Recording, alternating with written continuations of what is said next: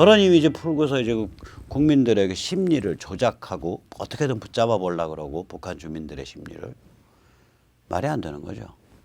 자, 저 정도까지 지금 김정은이 공포에 질려 있습니다. 홍콩 사람들 정말 대단한 일 한 거예요. 중국이 어느 정도까지 무력화되어 있나를 이번에 홍콩 사람들이 보여준 겁니다. 정확히 표현하면 홍콩 사람들을 위한 홍콩 법안이 미국이 중국으로부터 중국의 굴욕적 곡물, 아 형님 이 선물 받으시고 잠깐 무역전쟁 악화되는 거 잠깐만 유예해 주세요 라고 곡물 딱 받고 나흘 만에 중국을 그냥 눌러 밟아버린 법안 통과시키는데 중국이 꼼짝 못하는 걸 김정은 집단이 봤단 말이에요. 김일성 형제교회. 그러면 야 이거 우리 뒷배 다 망했네. 그럼 우리 어떻게 되는 거냐. 이렇게 되는 거예요. 공포에 아마 질려가지고요. 자 그러면 이제 김정은이 저렇게 공포에 질리면 이제 여기 남쪽 곳들은 어떻게 되냐. 북쪽은 중국이 무력화되는 데에 대한 공포고요. 남쪽은 북한 급변 사태에 대한 공포. 다시 말해서 미국이 주도하는 다국적군이 북한을 전면적으로 진입해서 접수하는 상황에 대한 공포. 다시 말해서 분단 구조의 붕괴에 관한 공포가 지배하게 됩니다. 이 공포는요. 뭐 문재인 586 집단만 그런 공포에 시달리는 거 아니에요. 문재인 586 집단의 경우는 당연히 그 공포에 시달리게 되죠. 뭐 종북 이렇게 간첩되면 더 말할 것도 없고 저는 문재인 586 집단 전체가 종북 간첩이라고 주장 안 합니다. 그거 다를 수 있어요. 어쨌거나 뭐 관계들은 뭐 좋게 지내는지 어쩐지 몰라도 문재인 586 집단에서는 인생이 폭망한다는 데에 대한 공포로 나타난다고 저게. 북한이 붕괴해버리면 지들 인생 폭망하지. 제가요. 제가 사실은 그 말 들을 때 거기에는 상소리, 욕설이 들어 있었어요. 근데 욕설 빼고 그래도 이게 유튜브 방송이라도 일종의 방송이니까 그냥 전하면 문재인 지지하는 40대 남자들인데 1인당 한 2만 원 정도 되는 식당에서 먹는 거예요. 그냥 가볍게 먹고 나가는 거니까 돈이 없는 친구들이 아니에요. 근데 3명이 앉아서 하는 말이 결국 이거예요. 문재인이가 제가 욕설 그걸 문재인 개 땡땡 이렇게 얘기를 해요. 근데 문재인 지지자의 문맥을 보면 문재인이가 경제 다 말아먹고 나라 다 조졌는데 그래도 쟤 때문에 전쟁은 안 났어. 그래도 쟤가 전쟁은 막고 있어. 즉 전쟁이냐 평화냐라는 그 공포심이 문재인 586 집단의 지지층의 심리적 기초입니다. 이게. 그다음에 특정 지역 사람들한테는 그게 어떻게 나타나냐면 전쟁이냐 평화냐라는 그런 딜레마로부터 스승님께서 우리를 햇볕으로 구원해 주셨다. 그러므로 햇볕은 친북이요. 스승님의 트레이드 마크다. 그러므로 햇볕과 친북을 배반한다라는 건 스승님을 배반하는 거다. 이렇게 돼 있어요. 그 특정 지역 분들의 그 관점은. 그런데 그러니까 거기도 까고 나면 마지막에 까고 나면 전쟁이냐 평화냐에 대한 공포예요. 근데 그 공포로부터 스승께서 햇볕으로 구원해 주셨다 이거예요. 이제 거기 사람들 관점은 그거거든요. 그래서 햇볕과 친북을 부정하는 것은 그걸 비판하는 것은 스승님에 대한 배반으로 느껴요. 거기 사람들은 특정 지역 분들은. 근데 그분들 역시도 아니 어느 날 자고 일어났더니 북한에 급변사태 나갖고 이제 전쟁 공포가 없어졌어. 그럼 더 이상 햇볕 친북을 붙들고 있을 수가 없는 거예요. 더 이상 스승님에 대한 충성을 붙들고 있을 수가 없는 거예요. 거기다 마지막으로 특정 지역 외에 다른 지역 모든 사람들이 획 돌아가는 걸 보면 이 특정 지역 분들이 또 그 공포심이 있다고요. 아, 타 지역 사람들하고 우리랑 왜 이렇게 달라? 제가 그분들 그 공포심 있는 거 알거든요. 그래서 이 바깥쪽이 확 정리되면요. 거기도 확 정리돼요. 그래, 이건 뭐냐. 문재인 586 집단의 지지 기반이 없어져 버리는 거예요. 순식간에. 뭐 좀 과격하게 표현하면 72시간 만에 없어져요. 북한 급변사태 일어나고 72시간 만에. 그러니까 인생 폭망하죠. 저 집단. 그러면 저 주변에서 이제 사법, 검찰, 정치하는 사람들 있잖아요. 뭐 이렇게 주사파스럽지 않은 사람들. 윤석열 씨 학교 다닐 때 칼 포퍼 연구회에서 독서한 걸로 압니다. 칼 포퍼는 전형적인 반공사상가죠. 저 저변에서 사법 검찰 권력을 휘두르는 사람 아니에요? 정치인 금태섭 이런 사람들은 무슨 계산을 하냐? 야, 우리가 왜 문재인 586이랑 순장당해야 돼? 칼 뽑는 거죠. 지금 민주당 최고위원 하나도 지금 칼 뽑았잖아요. 김누구. 그 조국 사태에 대해서 우리가 반성해야 된다 이렇게. 금태섭 요번에 바로 칼 뽑고서 제대로 찔렀더만. 저기 뭐야 공수처. 윤석열은 제대로 지금 칼질하고 있고.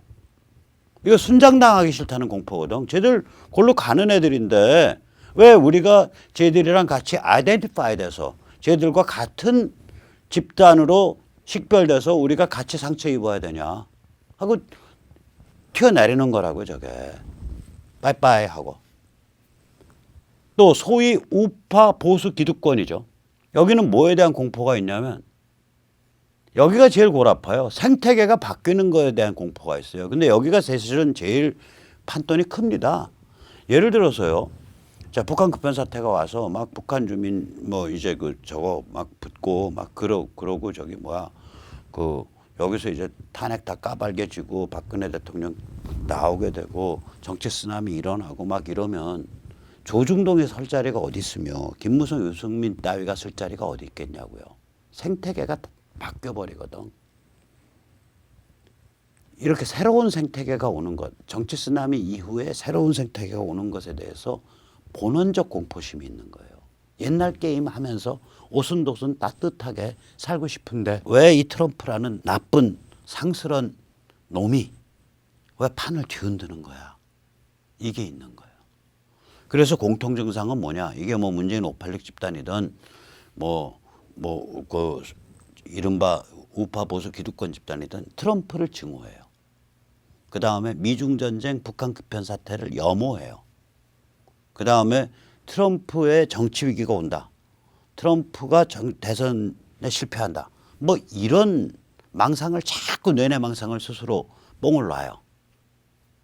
그다음에 박근혜 대통령 탄핵에 대해서 아예 언급 자체를 안 해요. 탄핵은 정당했다라는 소리도 안 하고 탄핵은 뭐 참여해야 된다는 소리도 안 하고 이 사람들은 탄핵은 망각해야 될 일이라고요. 그 분위기를 퍼뜨려요. 야, 그거 다 지난 일이야. 다 그때 국민 여론이 그랬잖아. 그거 한 걸 가지고 뭘 또 얘기하는 거야. 아, 박 대통령 불쌍하다고. 아, 그래서 일찍 물러나라 그랬잖아. 우리가 11월 그 탄핵 소추하기 전에. 그거 다 자기가 자초한 거야. 그러니까 고생 좀 더 해야 돼. 야, 우리 그냥 박 대통령이고 뭐 탄핵이고 다 잊어먹고 우리 지금 이 게임만 하면 되는 거야. 문재인만 끌어내려면 돼. 뭐 이런 식이에요. 그러니까 이게 더 이상 진행이 안 되는, 더 이상 이제 이런 망상, 이런 그 증상이 더 이상 앞으로 성립이 불가능해지죠. 아까도 보셨지만 중국이 얼마나 무력화돼 있는가가 이번에 증명이 된 거거든요. 홍콩 법안이 11일 날 중국으로부터 조공 딱 받아놓고 미국은 하나도 양보한 거 없어요. 미국은 뭐 양보했냐? 10월 15일부터 너희 파트 1 2,500억 달러에 대한 기존 관세 25%를 30%로 올릴 계획을 우리가 뒤로 연기해 줄게. 그게 미국이 양보한 거예요. 25% 관세 계속 가고 있어요. 거기다가 12월 1일인가 12월 15일 기준으로 해서 파트 2 3천억 불에 대해서 지금 10%를 15%로 올리는 거, 그건 여전히 진행되고 있는 거예요. 그것도 뒤로 연기시키려면 또 곡물 또 갖다 바쳐야 돼. 중국이. 곡물은 곡물대로 넙죽 받아놓고 아유 이제 형님 좀 봐주십시오 하고 고개 숙이니까 딱 여기다 발 얹어가지고 얼굴을 땅에다 확 박아버린 거예요. 이게. 이 정도를 했는데 중국이 효과적으로 저항을 못하는 걸 볼 때 김정은은 밤에 잠이 오겠냐고요. 공포에 질려서. 그러면 중국이란 뒷배 날아가고 북한이 저게 이제 끈덕끈덕한다. 저거 완전히 저거 이제 완전히 미국이 언제 사냥하냐. 그 D-Day만 남은 그런 문제다 저거. 이런 상황이 의무량으로 퍼져나갈 때 남쪽에 문재인 586 집단, 남쪽에 문재인 586 그 주변의 사법검찰이나 정치인들, 그다음에 남쪽에 우파 보수 기득권, 여기도 다 동요한다고요. 제가요 어저께 신문 보고 깜짝 놀랐어요. 조선일보 딱 보는데 세 면이 각기 다른 주체가 전부 문재인 586 그 집단 문재인이 작살내자라는 그 대중 집회에 대한 광고예요. 세 면이 세 개의 다른 주체에 의해서 다 튀어나오고 있는 거예요. 이거는. 그래서 자 그럼 이제 아까도 말씀드렸듯이 이 사람들은 트럼프 이 사람들 입장에서는 트럼프 재선 안 됐으면 좋겠고 트럼프 탄핵 받았으면 좋겠고 트럼프 정치 위기 했으면 좋겠고 그래서 미중 전쟁 봉합됐으면 좋겠고 그래서 트럼프가 정치 위기에 몰려서 조셉 윤 같은 잠옷 간첩스러운 그 고급 아저씨의 말처럼 정치 위기에 몰려서 북한을 사실상의 핵보유국으로 인정하는 듯한 그런 엉터리 딜을 맺었으면 좋겠고 이게 이른바 보수 이른바 우파를 포함한 또 저쪽에 문재인 586 집단의 뇌내망상체계거든요. 자 그럼 트럼프 대선 확률은 어떨 거냐. 동아일보가 오늘 제대로 썼대. 이게 무디스 애널리틱스 자료인데요. 무디스 애널리틱스가 미국의 대선 결과 예측에 대해서 가장 정확한 기관입니다. 여기가 지난 한 수십 년 동안 딱 한 번 틀린 적이 있는데 그 2016년 대선이에요. 왜냐면 2016년 대선이 트럼프가 일으킨 민초 보수혁명 트럼프가 갤버나이즈 했죠. 사실 일으켰다기보다 트럼프가 그걸 강화시킨 민초 애국혁명, 민초 보수혁명으로 대선 성격을 바꿔버렸거든요. 그래서 2016년에 놓쳤다고요. 저 무디스가. 그러고 나서 무디스가 이거를 제대로 다시 이제 모델을 그 방법, 계산 방법을 다시 수정을 해서 이번에 다시 해보니까 그리고 발표를 한 거예요. 소비자 심리 모델로 하면 대통령 선거인단에서 351대 187로 대승한다. 주식시장 모델로 해도 289대 249로 승리한다. 주식시장이 이게 아시다시피 그 지금 트럼프 들어서 주가 많이 올랐지만 그럼에도 불구하고 코퍼레이트 아메리카 그러니까 미국 주식회사 미국 또 월스트리트 그러니까 돈 다루는 그 미국의 돈 다루는 금융계 여기는 중국이랑 많이 물려 있어요. 그래서 미중 전쟁에 대해서 비판적이라고요. 주식시장이. 그럼에도 불구하고 주식시장 모델로 해도 289대 249로 승리한다. 실업률 모델로 하면 332대 206으로 대승한다. 이렇게 나오는 거예요. 세 가지 모델 전부 다 트럼프의 승리다 이거예요. 그러니 뭐 여론조사상 뭐 누구한테도 깨지고 이거 다 말짱 꽝인 거예요. 힐러리 이길 때 여론조사에서 한 번도 못 이기고 이겼거든요. 거의 아마 대선 전날까지도 대선 당일날까지도 한 10% 여론조사 뒤졌을 거예요. 거기다가 더 중요한 건 뭐냐면 선거 전이 아직 본격적으로 돌입을 안 했잖아요. 선거 전 언제 본격적으로 돌입하냐. 공화당과 민주당의 프라이머리 코커스 다 끝나가지고 이제 당 후보로 딱 공식적으로 결정된 다음에 선거전이 돌입해요. 내년 봄에. 그럼 지금은 예비전이라고요. 예비전인데 이미 트럼프 쪽에 열광적 시민운동 분위기입니다. 미네아폴리스 거기는 작년에 작년 2016년에 힐러리가 먹은데요. 거기 미네소타 전체를 그리고 미네아폴리스는 미국 안에서도 그 상당히 그 뭐라 그럴까 점잖지만 중좌 민주당 중도파 성향을 가진대요. 거기가. 그런데 거기 막 그 트럼프 연설하는데 뭐 몇만 명 들어가는데 뭐 십몇만인가 20만 가까이 와서 줄 서서 티켓 못 받고 일부는 돌아가고 일부는 바깥에서 그 왱왱왱 중계되는 소리 듣고 같이 박수 치고 저 사람들 열광하고 시민운동이에요. 시민운동. 이 사람들 외치는 게 바이든을 감옥으로 lock him up, lock him up. 그래서 트럼프 선거 전략 혹은 트럼프의 정치 전략은 이 사람은 기본적으로 제대로 된 가치와 원칙과 이념을 내세워서 분열을 해버려요. 분열을 시켜요. 내 편, 네 편.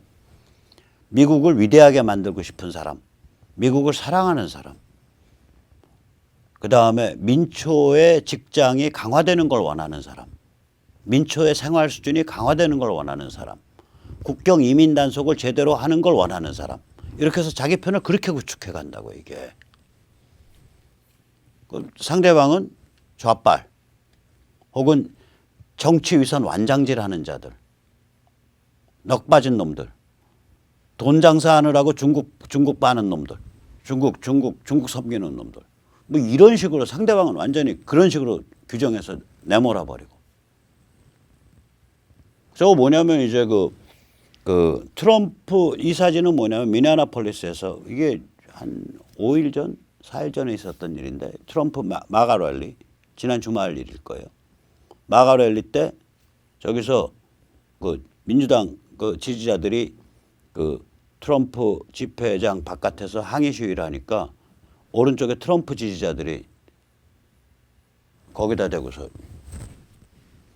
들이받는 그런 사진이고요.